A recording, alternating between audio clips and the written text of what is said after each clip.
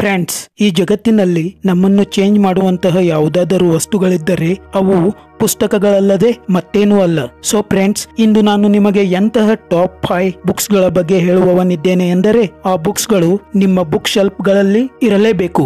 ಬನ್ನಿ ಆ top 5 books ಗಳು ಯಾವುವು ಅಂತ ನೋಡೋಣ. Number 1, can't hurt me by David Goggins. Friends, ಈ ಬುಕ್ ವರ್ಲ್ಡ್ಸ್ ಟಫೆಸ್ಟ್ ಪರ್ಸನ್ ಅಂತ ಗುರುತಿಸಿಕೊಂಡ ಡೇವಿಡ್ ಗಾಗಿನ್ಸ್ ಅವರ ಆಟೋಬಯೋಗ್ರಫಿ ಆಗಿದೆ. ಡೇವಿಡ್ ಅವರು ಚಿಕ್ಕಂದಿನಲ್ಲಿ ತಮ್ಮ ತಂದೆಯು ನೀಡಿದ ಹಿಂಸೆಯಿಂದ, ಶಿಕ್ಷಕರ ಮೂದಲಿಕೆಯಿಂದ, ಬಿಳಿ ವರ್ಣದ ಮಕ್ಕಳು ಪೀಡಿಸಿದ್ದರಿಂದ, ಮನೆಯಲ್ಲಿನ ಫೈನಾನ್ಸಿಯಲ್ ಕ್ರೈಸಿಸ್ ನಿಂದ ಒಂದು ಡೈರೆಕ್ಷನ್ಲೆಸ್ ಜೀವನವನ್ನು ಸಾಗಿಸುತ್ತಿದ್ದರು. ಹಾಗೆಯೇ ಇದರ ಜೊತೆಗೆ ತಮ್ಮ ಯೌವನದಲ್ಲಿ ಬೊಜ್ಜು ದೇಹದೊಂದಿಗೆ ಭಾರವಾದ ಜೀವನವನ್ನು ನಡೆಸುತ್ತಿದ್ದರು. ಇಷ್ಟೆಲ್ಲ ಕಷ್ಟಗಳನ್ನು ಸಹಿಸಿ ಅಸಾಧ್ಯವಾದುದನ್ನು ಸಾಧಿಸಿ ಅಮೆರಿಕದ ನೇವಿ ಸೀಲ್ ಆಗಿ ಜಗತ್ತಿನ ಟಫೆಸ್ಟ್ ವ್ಯಕ್ತಿಯಾಗಿ ತಮ್ಮ ಆತ್ಮಚರಿತ್ರೆಯನ್ನು ಇದರಲ್ಲಿ ಬರೆದುಕೊಂಡಿದ್ದಾರೆ. ಈ ಬುಕ್ ಏನು ಹೇಳುತ್ತೆ ಅಂದರೆ, ನೀವು ಏನಾದರೂ ದೊಡ್ಡದನ್ನು ಸಾಧಿಸುವ ನಿರ್ಣಯ ಮಾಡಿಕೊಂಡರೆ ಕೇವಲ ಮೋಟಿವೇಶನ್ ಮೇಲೆ ಡಿಪೆಂಡ್ ಆಗಬೇಡಿ. ನಿಮ್ಮ ಗೋಲ್ಗಳ ಬಗ್ಗೆ ಆಬ್ಸೆಸ್ಡ್ ಆಗಿಬಿಡಿ. ಎಲ್ಲಿಯವರೆಗೆ ನೀವಂದುಕೊಂಡ ಸಾಧನೆಗಳನ್ನು ಮಾಡುವುದಿಲ್ಲವೋ ಅಲ್ಲಿಯವರೆಗೆ ಸ್ವಲ್ಪನೂ ನಿಲ್ಲಬೇಡಿ.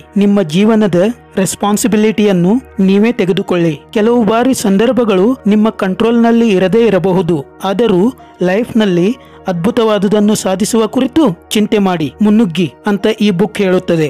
ಜೀವನವನ್ನು ಡಿಸ್ಕಂಫರ್ಟ್ ನಲ್ಲಿ ಇದ್ದು ಜೀವಿಸುವುದರಿಂದಲೇ ತುಂಬಾ ಕಲಿತು ಬೆಳೆಯುತ್ತೇವೆ ಅಂತ ಈ ಬುಕ್ ಹೇಳುತ್ತದೆ. Number 2, meditations by Marcus Aurelius. ಸುಮಾರು 1800 ವರ್ಷಗಳ ಹಿಂದೆ ರೋಮನ್ ಎಂಪರರ್ ಮಾರ್ಕಸ್ ಆರೆಲಿಯಸ್ ಬರೆದ ಬುಕ್ ಇದಾಗಿತ್ತು.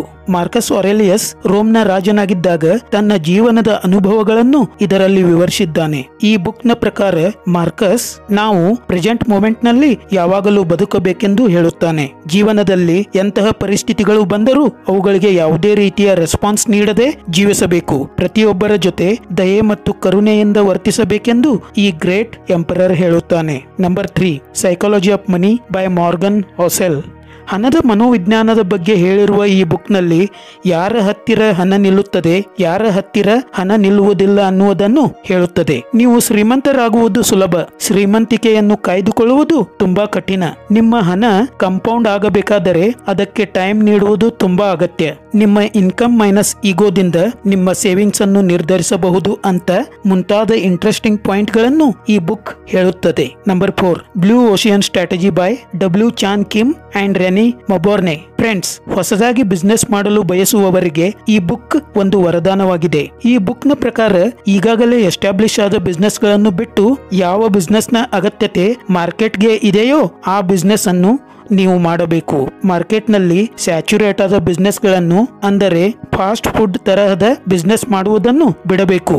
ಆಥರ್ ಕಿಮ್ ಮತ್ತು ಮೊಬೋರ್ನೆ ಮಾರ್ಕೆಟ್ ನಲ್ಲಿ ಸ್ಯಾಚುರೇಟ್ ಆದ ಬಿಸ್ನೆಸ್ ಗಳನ್ನು ರೆಡ್ ಓಷಿಯನ್ ಸ್ಟ್ರಾಟಜಿ ಅಂತ ಕರೆದಿರುವರು ಮತ್ತು ಹೊಸ ಮತ್ತು ವಿನೂತನ ಬಿಸ್ನೆಸ್ ಗಳನ್ನು ಬ್ಲೂ ಓಷಿಯನ್ ಸ್ಟ್ರಾಟಜಿ ಅಂತ ಕರೆದಿರುವರು. ಅವರು ಹೇಳುತ್ತಾರೆ, ರೆಡ್ ಓಷಿಯನ್ ಸ್ಟ್ರಾಟಜಿನಲ್ಲಿ ಬರುವ ಬಿಸ್ನೆಸ್ ಗಳು ಪ್ರಾಫಿಟ್ ಗಾಗಿ ತುಂಬಾ ಫೈಟ್ ಮಾಡುತ್ತಿರುತ್ತವೆ. ಅದೇ ಬ್ಲೂ ಓಷಿಯನ್ ಸ್ಟ್ರಾಟಜಿ ಬಿಸ್ನೆಸ್ ಗಳಲ್ಲಿ ಪ್ರಾಫಿಟ್ ಗಾಗಿ ಪೈಪೋಟಿ ಕಡಿಮೆ ಇರುವುದರಿಂದ ತುಂಬಾ ಪ್ರಾಫಿಟ್ ಪಡೆದು ಮಾರ್ಕೆಟ್ ನಲ್ಲಿ ಬೇಗನೆ ಗ್ರೋ ಆಗುತ್ತವೆ. ಹಾಗೆಯೇ ಈ ಬುಕ್ ನಲ್ಲಿ ಒಂದು ಇನೋವೇಟಿವ್ ಐಡಿಯಾ ಹೊಂದಿರುವ ಬಿಸ್ನೆಸ್ ಅನ್ನು ಹೇಗೆ ಗ್ರೋ ಮಾಡಬೇಕೆಂದು ತುಂಬಾ ಸ್ವಾರಸ್ಯಕರವಾಗಿ ಹೇಳಲಾಗಿದೆ. Number 5, mindset by Carol Dweck. Friends, ಈ ಒಂದು ಹ್ಯೂಮನ್ ಸೈಕಾಲಜಿ ಮೇಲೆ ಆಧಾರಿತವಾದ ಬುಕ್ ಏನು ಹೇಳುತ್ತದೆ ಎಂದರೆ, ಜೀವನದಲ್ಲಿ ನಾವು ಫೇಸ್ ಮಾಡುವ ಫೇಲ್ಯೂರ್ಸ್ ಗಳು ನಮ್ಮನ್ನು ಹಿಂದಕ್ಕೆ ತಳ್ಳದೆ ನಮಗೆ ಹೊಸ ಅಪಾರ್ಚುನಿಟಿಗಳನ್ನು ಕ್ರಿಯೇಟ್ ಮಾಡುತ್ತವೆ, ಹೊಸ ಅವಸರಗಳನ್ನು ಒದಗಿಸುತ್ತವೆ ಎಂದು ತಿಳಿಸುತ್ತದೆ. ಈ ಬುಕ್ ನ ಪ್ರಕಾರ ಜಗತ್ತಿನಲ್ಲಿ 2 ರೀತಿಯ ಜನರು ಇರುತ್ತಾರೆ.